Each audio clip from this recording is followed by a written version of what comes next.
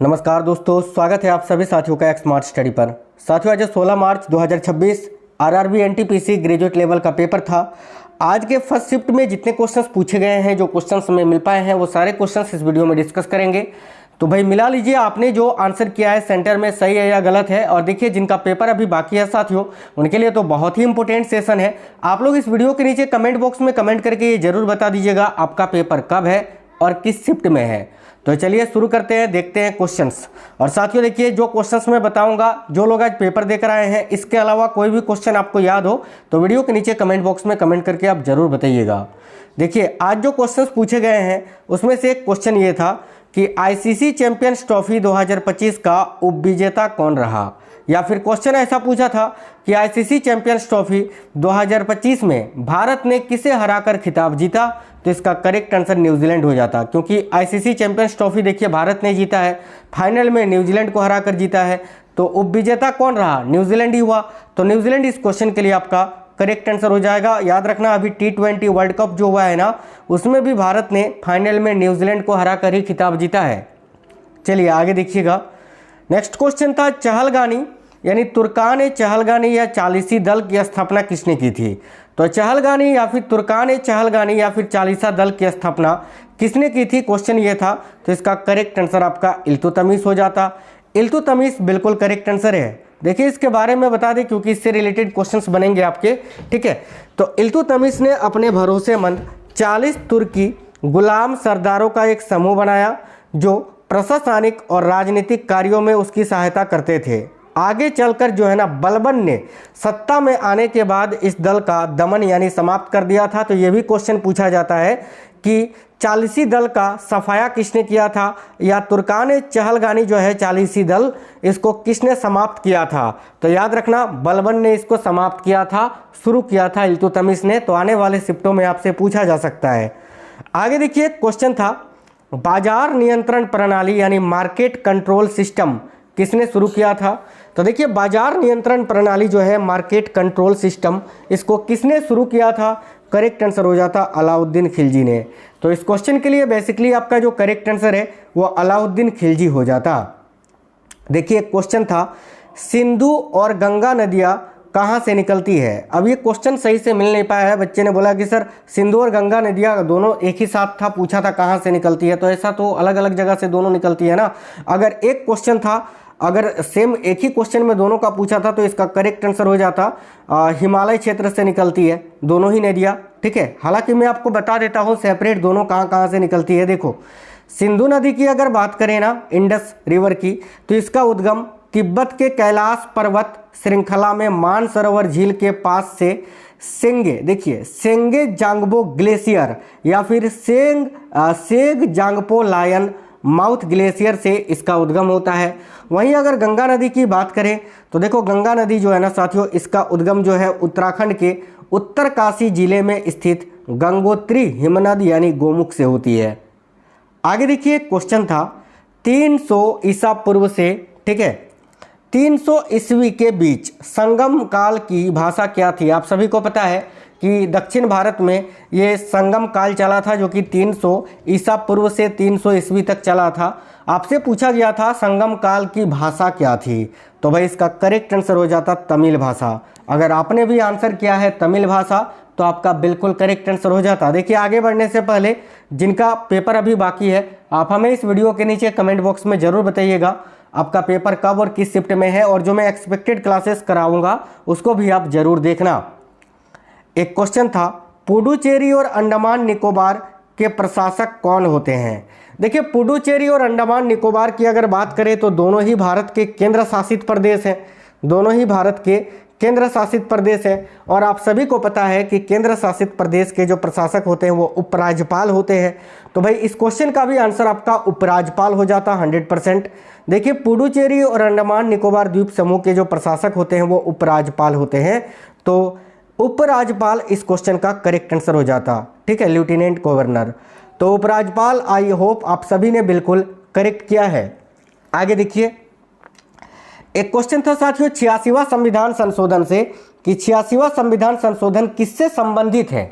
देखिए 86वां संविधान संशोधन की अगर बात करें तो 86वां संविधान संशोधन 2002 में पारित हुआ था और यह शिक्षा के अधिकार से संबंधित है। तो इसका करेक्ट आंसर आपका शिक्षा के अधिकार से हो जाता। इससे और भी क्वेश्चन बन सकते हैं, आने वाले शिफ्टों में आपसे पूछा जा सकता है डायरेक्ट ऐसा कि 86वां संविधान संशोधन कब हुआ था, तो 2002 में हुआ था। ठीक है, इसमें क्या हुआ था, तो देखिए इसमें 11वां मौलिक कर्तव्य जोड़ा गया था। ठीक है, 11वां जो मौलिक कर्तव्य है उसको जोड़ा गया था। किस अनुच्छेद में अगर पूछे तो याद रखना अनुच्छेद 21 का ए में जोड़ा गया था साथियों। ठीक है, जिसमें यह बताया गया था कि 6 से 14 वर्ष तक के बच्चों के लिए शिक्षा का जो अधिकार है ये मूल अधिकार होगा।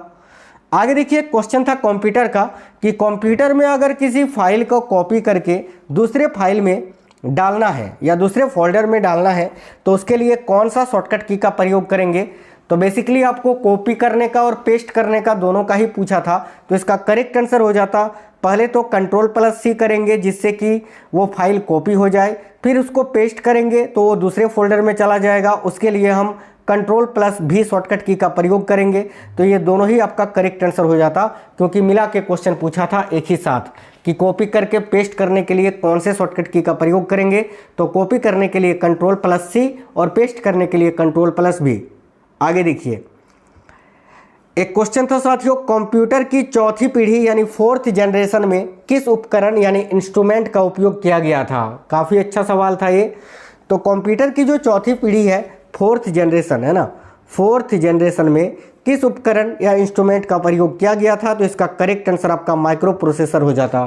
आई होप सभी ने बिल्कुल करेक्ट किया होगा, माइक्रो प्रोसेसर। देखिए कंप्यूटर की चौथी पीढ़ी लगभग 1971 से 1980 के बाद में माइक्रो प्रोसेसर का उपयोग किया गया था, जिसमें जो है ना VLSI यानी very large scale integrated circuit तकनीक का प्रयोग हुआ था। आगे देखिएगा, आगे जो क्वेश्चन था एक क्वेश्चन यंग इंडिया साप्ताहिक पत्रिका, ये जो अंग्रेजी साप्ताहिक पत्रिका था यंग इंडिया, इसके प्रतिपादक कौन थे ये आपसे पूछा गया था। तो इसका करेक्ट आंसर महात्मा गांधी हो जाता साथियों। महात्मा गांधी आप सभी ने बिल्कुल करेक्ट किया होगा, सिंपल सा क्वेश्चन था। यंग इंडिया साप्ताहिक पत्रिका के प्रतिपादक कौन थे, तो महात्मा गांधी। इस क्वेश्चन के लिए आपका बिल्कुल करेक्ट आंसर हो जाएगा। एक बच्चे ने बताया कि सर यंग इंडिया पुस्तक के बारे में पूछा था।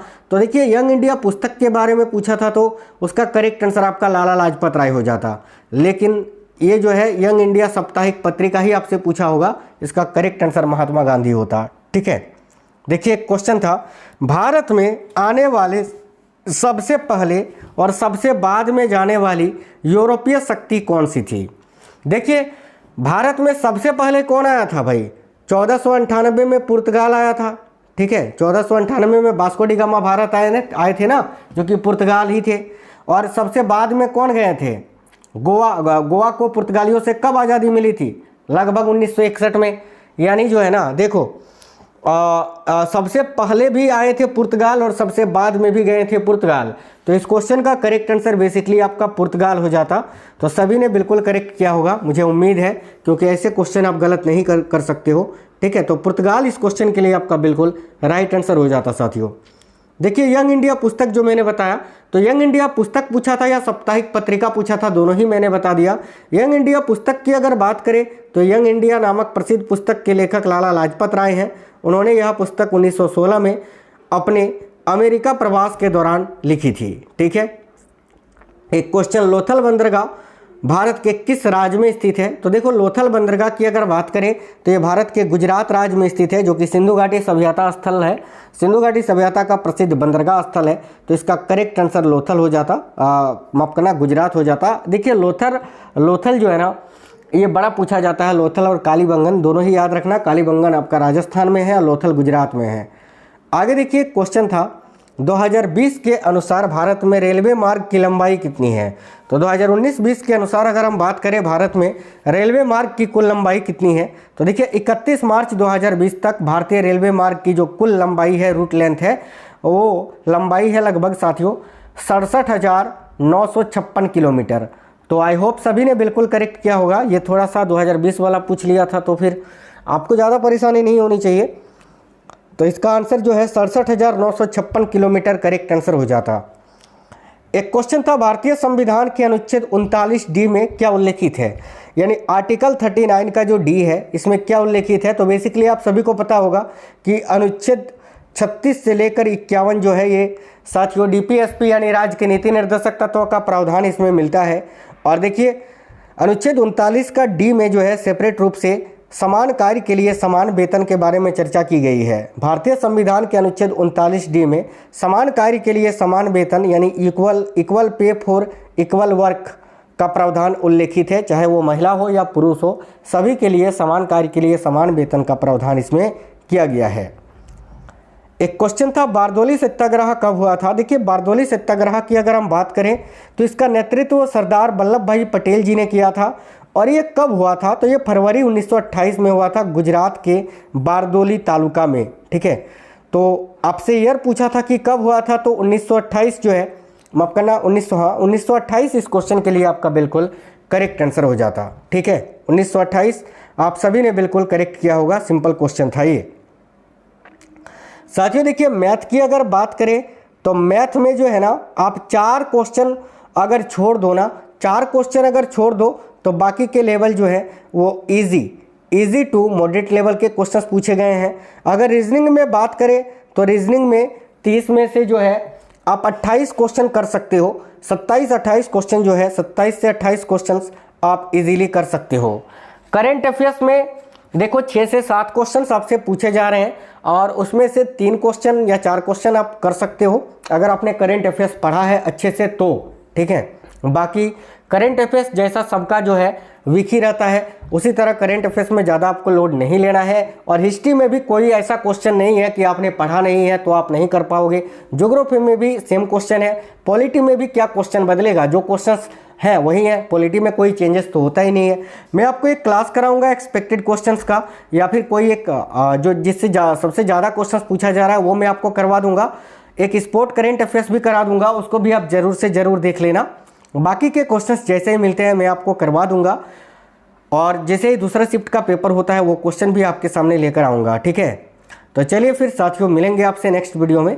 तब तक के लिए जय हिंद, वंदे मातरम।